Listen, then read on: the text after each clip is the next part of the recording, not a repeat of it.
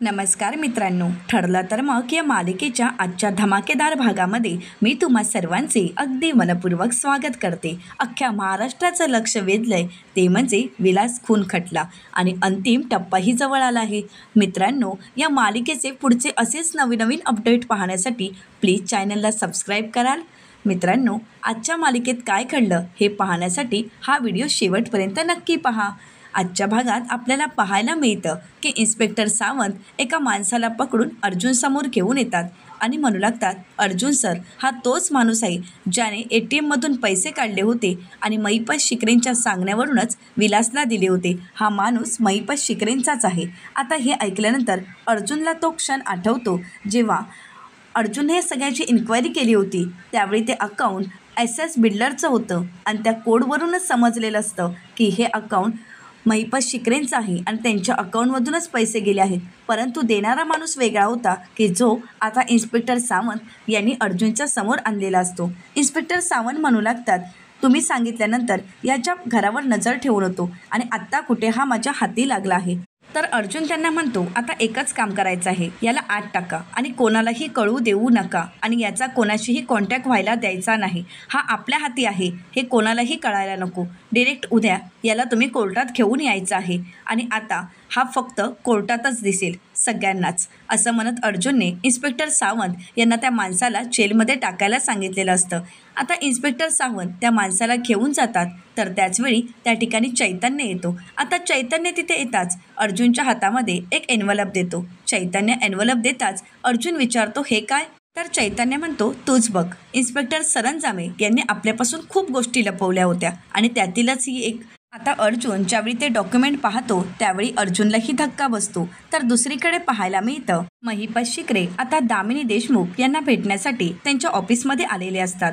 महिपत शिकरे दामिनी देशमुख यांना म्हणू लागतात, जेव्हापासून तुम्ही म्हणालात की आपण केस जिंकूही शकतो आणि हरवूही शकतो तेव्हापासून माझ्या डोळ्याला डोळा नाही आहे. रात्रभर या कुशीवरून त्या कुशीवर, त्या कुशीवरून या कुशीवर एवढंच करत राहिलो आहे, कारण फक्त मला माझ्या मुलीची काळजी वाटत होती. तर आता दामिनी देशमुख म्हणू लागतात, मी सुद्धा रात्रभर तोच विचार करत आहे की आता अर्जुनकडे असा कुठला पुरावा आहे की अर्जुन आता तो कोर्टात घेऊन येणार आहे. तर आता महिपत शिकरे म्हणतात, अर्जुनने असा जर पुरावा सादर केला तर मग तुम्ही काय करणार आहात देशमुखबाई? तर आता महिपत शिकरेंना ॲडव्होकेट दामिनी देशमुख म्हणू लागतात, हे सगळं काही तुमच्यामुळेच घडलं आहे, कारण तुम्ही आणि साक्षीने जो काही फसवाफसवीचा लपंडावचा खेळ खेळला आहे ना, त्यामुळे हे सगळं काही घडलं आहे. जर मी सांगितल्याप्रमाणे साक्षीने कोर्टात कबूल केलं असतं की हो मी त्या आश्रमात गेले होते तर हे सगळं काही घडलंच नसतं. परंतु नाही, तुम्हाला बाप लेकींना दुसऱ्या कोणाचं ऐकायचंच नसतं, नेहमी आपलं तेच खरं करायचं असतं आणि म्हणूनच ही सगळी काही संकटं तुम्ही ओढावून घेतली आहात. तर आता महिपत शिकरे म्हणतात, हो चूक झाली, पण आता पुढे काय करायचं आहे? या सगळ्यातून साक्षीला तर वाचवावं लागेलच ना. आता अर्जुनने असा कुठला पुरावा जर कोर्टात सादर केला आणि जर आपण साक्षीला वाचवू शकलो नाही तर नाही, मला काहीही करून माझ्या पोरीला या सगळ्यातून वाचवायचंच आहे. तर आता ॲडव्होकेट दामिनी देशमुख म्हणू लागतात, आता या सगळ्यात एकच मार्ग आहे. तर महिपत शिकरे विचारतात की कोणता? तर ॲडव्होकेट दामिनी देशमुख म्हणतात की अर्जुनने साक्षीच्या गळ्याभोवती जो काही फास आवळण्याचा प्रयत्न केला आहे तोच फास आता आपल्याला दुसऱ्याच्या गळ्याभोवती आवळावा लागेल, म्हणजे यासाठी कोणाला तरी बळीचा बकरा बनवावाच लागेल. आता हे ऐकल्यानंतर महिपत शिकरेंना धक्काच बसतो. महिपत शिकरे विचारतात, काय? दुसऱ्या कोणाला तरी म्हणजे कोणाला? तर आता दामिनी देशमुख म्हणतात, आहे माझ्याजवळ असा एक आहे हुकमी एक्का, जो बळीचा बकरा आपण त्या क्षणी बनवू शकतो. तर महिपत शिकरे विचारतात की हो, पण तो कोण? तर आता दामिनी देशमुख म्हणतात, प्रिया उर्फ तन्वी रविराज किल्लेदार. आता हे ऐकल्यानंतर महिपत शिकरे म्हणतात, म्हणजे त्या प्रियाला बळीचा बकरा बनवायचा? तर आता दामिनी देशमुख म्हणतात की हो, समजा अर्जुनने कोर्टात असा एखादा हुकमी एक्का बाहेर काढला आणि आपण अडकणार हे जर आपल्या लक्षात आलं तर त्या क्षणी आपण आपला हुकमी एक्का बाहेर काढायचा, तो म्हणजे बकरा तन्वी किल्लेदार, हिलाच बनवायचं आहे. तर आता हे ऐकल्यानंतर महिपत शिकरे म्हणतात, बनवा, काहीच हरकत नाही, त्या प्रियाला बळीचा बकरा बनवा. तसंही तिचा आता काही उपयोगही नाही आहे, फक्त भुईला भारच झालेला आहे आणि म्हणूनच तिचा बकरा बिंदास्त बनवा. आता महिपत शिकरे आणि ॲडव्होकेट दामिनी देशमुख यांनी आता प्रियाच्याच विरुद्ध एक डाव रचलेला असतो. आता या सगळ्यामध्ये प्रियाला बळीचा बकरा बनवायचं हे दामिनी देशमुख यांनी पक्क ठरवलेलं असतं. तर दुसरीकडे पाहायला मिळतं सुभेदारांच्या घरी आता अर्जुनने सर्वांनाच हॉलमध्ये बोलावलेलं असतं. तर प्रतापराव विचारतात, अर्जुन अरे अचानकच आम्हाला इथे का बोलावून घेतलंयस? तर अर्जुन म्हणतो की हो सांगतो, उद्या माझ्या केसचा सगळ्यात महत्त्वाचा निकाल आहे. खरं तर मधुभाऊंच्या केसची शेवटची तारीख आहे आणि म्हणूनच मला सर्वच जण तुम्ही तिथे हवे आहात. तर कल्पनाताई म्हणतात, अर्जुन अरे आत्तापर्यंत तुझ्या कुठल्याही केसमध्ये आम्ही आलोही नव्हतो कोर्टामध्ये. तर कल्पनाताईंचं हे बोलणं ऐकताच सायली म्हणते, हो आई, परंतु ही केस खूप वेगळी आहे ना, ही इतर केसप्रमाणे नाही आहे. तर अर्जुन म्हणतो की हो, उद्या मला तुम्ही सर्वच जण कोर्टात हवे आहात, कारण उद्या ज्यावेळी जज निकाल देतील त्यावेळी सर्वच जण तिथे हजर असणं खूप महत्त्वाचं आहे. तर पूर्णाजी म्हणतात, अर्जुन हे सगळं काही ठीक आहे, परंतु एवढा वेळ मला तरी काही कोर्टात बसणं शक्य नाही. तर अर्जुन पूर्णाजींकडे जातो आणि म्हणतो, आजी तू काळजी करू नकोस, तुझी सगळी व्यवस्था मी नीट करणार आहे आणि चैतन्य तर तिथे असणारच आहे, मग काळजी करायचं कारणच नाही. परंतु उद्या ज्यावेळी जज निकाल देतील त्यावेळी मला तू तिथे हवीच आहेस. खरं तर तुम्ही सगळेच जण हवे आहात. इनफॅक्ट मी किल्लेदारांच्या घरातून सुमन काकू आणि प्रतिमा आत्या यांनाही बोलावलं आहे, कारण उद्या ज्यावेळी जज निकाल देतील त्यावेळी मला सुभेदार आणि किल्लेदार दोन्ही कुटुंब तिथे हवी आहेत आणि त्यामुळे प्लीज याल ना तुम्ही. तर प्रतापराव म्हणू लागतात, आता अर्जुन एवढा आग्रह करत आहे तर आपण तिथे जाणं आणि अर्जुनला सपोर्ट करणं खूप गरजेचं आहे. तर पूर्णाजी म्हणतात, अगदी बरोबर, आणि मी अर्जुनचं मन कसं मोडणार, येईन, मी नक्कीच येईन, असं म्हणत पूर्णाजी कोर्टामध्ये यायला तयार होतात. आता आनंदानेच अर्जुन पूर्णाजींना मिठी मारतो. पूर्णाजी म्हणतात, आमचे आशीर्वाद तुझ्या सदैव पाठीशी आहेत, उद्या विजय तुझाच होणार आहे.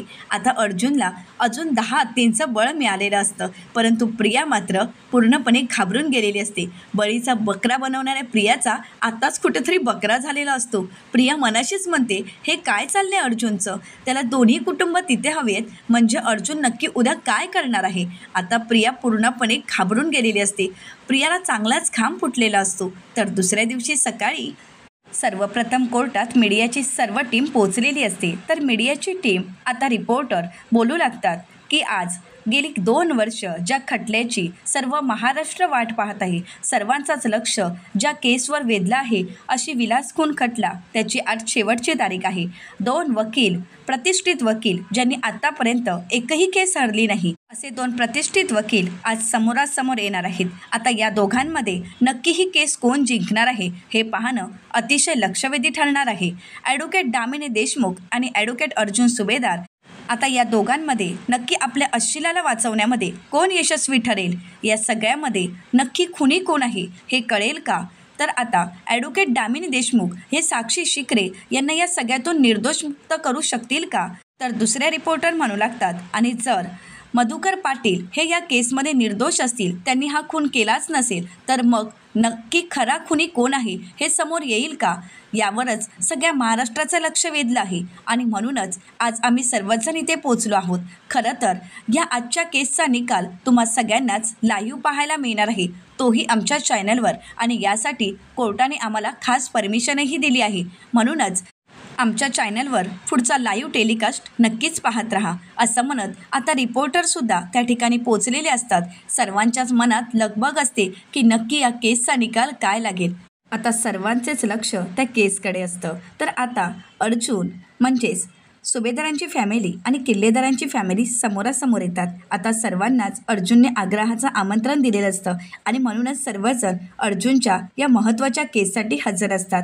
आता रविराज सर अर्जुनच्या समोर येतात आणि अर्जुनला म्हणतात, अर्जुन सॉरी, माझी इच्छा असूनसुद्धा मी आज तुला शुभेच्छा नाही देऊ शकत. अर्जुन म्हणतो, काहीच हरकत नाही सिनियर, खरं तर तू माझ्यासाठी आत्तापर्यंत जे काही केलंस तेच माझ्यासाठी खूप आहे आणि आत्तापर्यंत तू मला जे काही शिकवलं आहेस त्याच सत्याच्या जोरावर आणि त्या शिकवणीच्या जोरावरच आजची ही केस मी जिंकणार आहे, मला पूर्ण खात्री आहे. तर सर्वांनाच अर्जुनचा खूप अभिमान वाटत असतो. प्रतापराव आणि कल्पनाताई अर्जुनकडे अगदी अभिमानाने पाहत असतात. तर सायलीही आता म्हणू लागते, बरं झालं सुमन काकू आणि प्रतिमा आत्या तुम्हीही आलात. तर सुमन काकू म्हणतात, काय करणार, अर्जुनने एवढं आग्रहाचं निमंत्रण दिलं, मग यावं तर लागणारच ना. पूर्णाजी म्हणतात, सुमन अगं मी सुद्धा आले आहे बघ. आता सर्वच जण हसू लागतात. सर्वच जण पूर्णाजींचं कौतुक करत असतात. तर कुसुमताई म्हणू लागतात, आजच मी मंदिरातही जाऊन आली आहे, देवाला प्रार्थना केली आहे, काहीही झालं तरी सत्य बाहेर यायलाच हवं. सायली म्हणते, काळजी करू नकोस कुसुमताई, सत्य बाहेर येणारच आहेत आणि हे आम्हाला निराश करणार नाहीत. मला पूर्ण खात्री आहे, खरं तर यांच्यावर माझा पूर्ण विश्वास आहे. तर अर्जुन म्हणतो की हो, मी कधीच तुला निराश करणार नाही. सर्वच जण अभिमानाने अर्जुनकडे पाहत असतात. तर आता त्याचवेळी प्रतिमा आत्यांना फोन येतो आणि म्हणूनच प्रतिमा आत्या म्हणतात, मी आलेच हा. प्रतिमा आत्या फोनवर बोलण्यासाठी बाजूला जातात. सर्वच जण केसवर चर्चा करत असतात. तर इकडे प्रतिमा आत्या ज्यावेळी फोनवर बोलण्यासाठी बाजूला येतात आणि ज्यावेळी फोन ठेवतात त्यावेळी प्रतिमा आत्यांचं लक्ष समोर जातो, परंतु समोर प्रतिमा आत्यांचा भूतकाळ उभा असतो, म्हणजेच महिपत शिकरे. आता ज्यावेळी प्रतिमा आत्या महिपत शिकरेंना पाहतात त्यावेळी मात्र प्रतिमा आत्या पूर्णपणे घाबरतात. त्यांना धक्काच बसतो. त्यांना त्यांच्या भूतकाळातील दृश्य आठवू लागतं. ज्यावेळी प्रतिमा आत्या ॲक्सिडेंट होऊन खाली पडलेल्या असतात त्यावेळी महिपत शिकरे त्यांच्या समोर आलेले असतात. प्रतिमा आत्या महिपत शिकरेंना म्हणत असतात, प्लीज मला वाचवा, मला वाचवा, माझा हात पकडून मला वरती घ्या. परंतु प्रतिमा आत्यांना न वाचवता महिपत शिकरे म्हणतात, काय झालं, जीव वाचवायचं आहे परंतु नाही, तुझी तर वर जाण्याची वेळ जवळ आली आहे, असं म्हणत तिथे असणारं पेट्ट लाकूड घेत त्या लाकडाने प्रतिमा आत्यांच्या चेहऱ्यावर त्यांनी वार केलेले असतात. हे सर्व दृश्य प्रतिमा आत्यांना आठवतं आणि प्रतिमा आत्या पूर्णपणे बिथरलेले असतात. तर महिपत शिकरे रागानेच प्रतिमा आत्यांकडे पाहत असतात आणि ज्यावेळी नागराज मागे वळून पाहतो त्यावेळी मात्र नागराजला धक्काच बसतो, कारण जे घडायला नको तेच घडलेलं असतं. आता प्रतिमा आत्या आणि महिपत शिकरे समोरासमोर आलेले असतात. आता नागराज खुणावूनच महिपत शिकरेंना तिथून जायला सांगतो. आता महिपत शिकरे रागानेच प्रतिमा आत्यांकडे पाहतच पुढे येतात आणि त्यांच्या समोरूनच बाजूने निघून जातात. प्रतिमा आत्या घाबरतात आणि मोठ्यानेच ओरडतात, कारण ते दृश्य त्यांच्या समोर येतं. त्यांना आताही असंच वाटत असतं की ही व्यक्ती आपला जीव घेणार. आता सर्वच जण प्रतिमा आत्यांना सावरतात, त्यांना बसवतात आणि विचारतात, काय झाले प्रतिमा आत्या?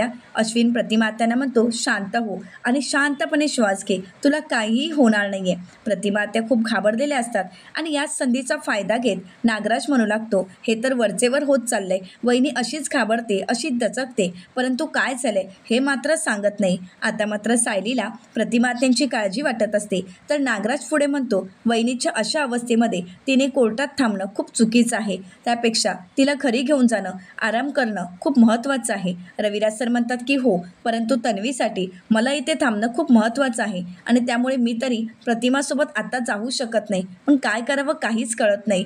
तर आता प्रिया नाटक करत म्हणते, हो ना, आणि या केससाठी मलाही थांबणं गरजेचं आहे, त्यामुळे मी सुद्धा जाऊ शकत नाही. तर अस्मिता म्हणते, माझीही तब्येत तेवढीशी चांगली नाही आहे, त्यामुळे मी सुद्धा नाही जाऊ शकत. तर सायली म्हणते, मी जाईन, कोणीही जाऊ नका, मी जाईन, असं म्हणत आता सायली जाण्यासाठी तयार होते. तर प्रतापराव म्हणतात, सायली तू काय बोलतेस हे? अगं गेली 2-2.5 वर्ष ज्या केससाठी तू खस्ता खाल्ल्यास आणि ती केस अर्धवट सोडून शेवटच्या दिवशी तू असं जाणं चुकीचं आहे. नाही सायली, तू कुठेही जाणार नाही आहेस. परंतु प्रतिमा आत्यांसोबत जायलाही कोणी तयार नसतं आणि म्हणूनच अश्विन म्हणतो, कोणी कुठेही जाऊ नका. प्रतिमा आत्यांना आता जास्त गरज माझी आहे आणि त्यामुळे प्रतिमा आत्यांसोबत मीच जाणार आहे. तुम्ही सर्वजण आतमध्ये निघून जा.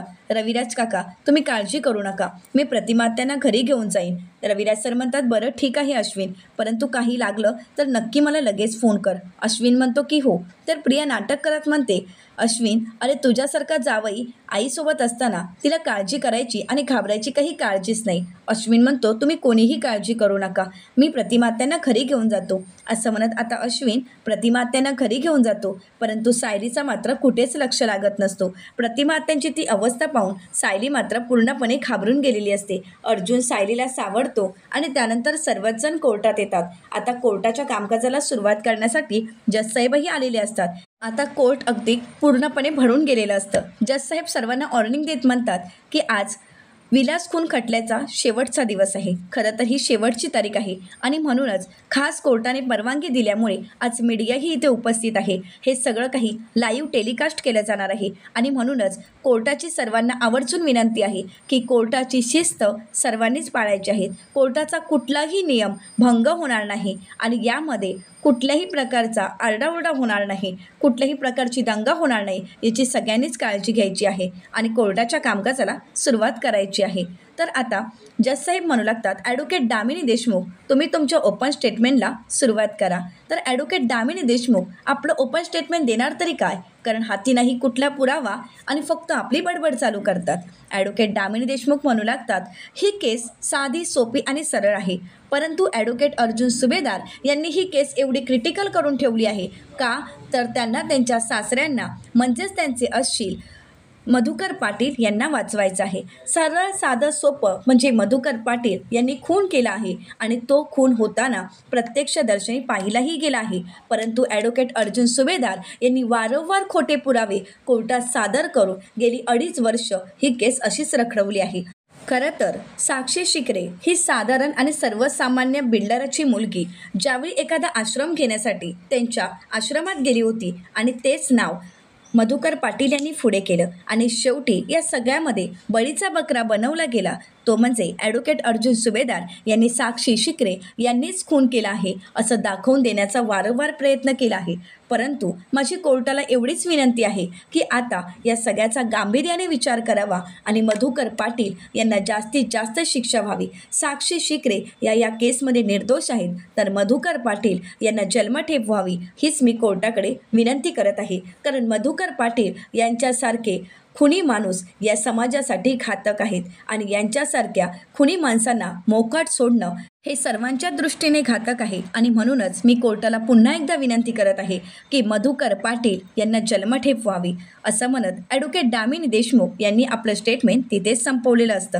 तर पुढे आता अर्जुन आपलं स्टेटमेंट देत म्हणतो, आत्तापर्यंत ॲडव्होकेट दामिनी देशमुख यांनी आपल्या स्टेटमेंटमध्ये वारंवार हेच सांगण्याचा प्रयत्न केला आहे की साक्षी शिकरे निर्दोष आहेत. खरं तर त्यांचे असशील साक्षी शिकरेही हेच सांगत आल्या की त्या आश्रमात कधीही गेल्या नाहीत, परंतु मी वारंवार हे सिद्ध केलं आहे की 13 जानेवारीला साक्षी शिकरे या आश्रमात गेल्या होत्या, परंतु 11 जानेवारीचं फुटेज त्यांनी आपल्याला दाखवून दिशाभूल करण्याचा प्रयत्न केला आहे. खरं तर ॲडव्होकेट दामिनी देशमुख यांचे असशील आत्तापर्यंत कोर्टात एकदाही खरं बोलले नाही आहेत. जर त्यांची चूक नसेल, त्यांनी जर खून केलाच नसेल, तर मग सत्य का लपवलं जातंय. खरं तर ॲडव्होकेट दामिनी देशमुख आपल्या अशीला वाचवण्यासाठी वेळोवेळी खोटे रिपोर्ट सादर करत स्वतःच्या अशीलाची बाजू मांडण्याचा प्रयत्न करत आहेत, परंतु वेळोवेळी ते खरे रिपोर्ट कोर्टात सादर करून मी हे सिद्ध केलं आहे की या सगळ्यामध्ये साक्षी शिकरे यांचा हात आहे.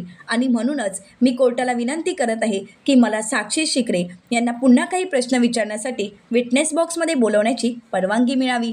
तर जज साहेब परवानगी देत म्हणतात, ॲडव्होकेट अर्जुन सुभेदार, तुम्ही साक्षी शिकरे यांना तुम्हाला जे वाटतील ते प्रश्न विचारू शकता. आता साक्षी महिपत शिकरेंकडे पाहते आणि त्यानंतर विटनेस बॉक्समध्ये येते. आता सर्वांचंच लक्ष साक्षीच्या स्टेटमेंटकडे असतं. तर अर्जुन म्हणतो, खरं तर जज साहेब, आज मला कोर्टाचा पहिला दिवस आठवत आहे, ज्या पहिल्या दिवशी साक्षी शिकरे या एवढ्या कॉन्फिडन्सली कोर्टात आल्या होत्या आणि कोर्टात हे सिद्ध करत होत्या की मी 13 जानेवारीच्या रात्री मी इव्हिनिंग स्टार रिसॉर्टमध्येच होते. आत्ताही ते तेच म्हणत आहेत. खरं तर मी आश्रमात गेलेच नव्हते हा त्यांचा पक्का निर्णय आहे, परंतु साक्षी शिकरे आज ज्या अवस्थेमध्ये आपल्याला दिसत आहेत ती मात्र अवस्था खूप वेगळीच आहे. कारण साक्षी शिकरे एकदा जेलची हवा खाऊन बाहेर आल्यानंतर साक्षी शिकरे यांचा चेहरा अगदी पाहण्यासारखा आहे असं म्हणत आता अर्जुनने साक्षीवर असे काही हल्ले केलेले असतात की साक्षी मात्र पूर्णपणे बिथरून गेलेली असते. तर अर्जुन म्हणतो, मी साक्षी शिकरे, मला तुम्हाला काहीतरी विचारायचं आहे. तर येणाऱ्या पुढील भागामध्ये आता अर्जुन साक्षीला म्हणतो, मी साक्षी शिकरे, तुम्ही अजूनही तेच सांगत आहात का? तर साक्षी म्हणते की हो, पहिल्या दिवसापासून आत्तापर्यंत मी कोर्टासमोर हेच सांगत आहे की मी 13 जानेवारीला वात्सल्य आश्रमात गेलेच नव्हते, परंतु माझ्या फोनचं लोकेशन वात्सल्य आश्रम का दाखवत आहेत हे मलाही माहीत नाही. अर्जुन म्हणतो, खरं तर ते रिपोर्ट टेलिकॉम कंपनीकडूनच आले आहेत आणि ते रिपोर्ट खरेही आले आहेत. कोणी त्यामध्ये बदलही केला नाही किंवा अफरातफरही झाली नाही आहे. परंतु आता मला एक सांगा, जर तुम्ही त्या रात्री वात्सल्य आश्रममध्ये गेलाच नव्हता, तर मग 13 जानेवारीच्या रात्री वात्सल्य आश्रममध्ये कोणीही नसताना तुम्ही का गेला होता? आता अर्जुनचा हा प्रश्न ऐकल्यानंतर साक्षीच्या पायाखालची जमीनच सरकते. आता अर्जुन असे कोणते पुरावे सादर करणार की ज्यामुळे गेली 2.5 वर्ष जी केस रखडली आहे त्याचा निकाल आता आपल्याला पाहायला मिळणार आहे. अख्ख्या महाराष्ट्राचं लक्ष वेधलेली केस आता लवकरच आपल्या समोर त्याचं सत्यही येणार आहे. आता साक्षीचं सत्य अर्जुन कशा प्रकारे सर्वांसमोर आणेल हे पाहणं अतिशय रंजक ठरणार आहे. मित्रांनो, तुम्हाला या केसचा निकाल पाहायचा असेलच ना, मग चॅनलला नक्कीच सबस्क्राईब करा. आजचा हा व्हिडिओ तुम्हाला कसा वाटला हे कमेंट करून नक्कीच कळवा. आणि हो, आजचा हा व्हिडिओ जर आवडला असेल तर व्हिडिओला लाईक करायलाही विसरू नका. व्हिडिओ पाहिल्याबद्दल आणि तुमच्या सगळ्यांच्या भरभरून प्रतिसादाबद्दल मी तुम्हा सर्वांचे अगदी मनपूर्वक आभार मानते. धन्यवाद.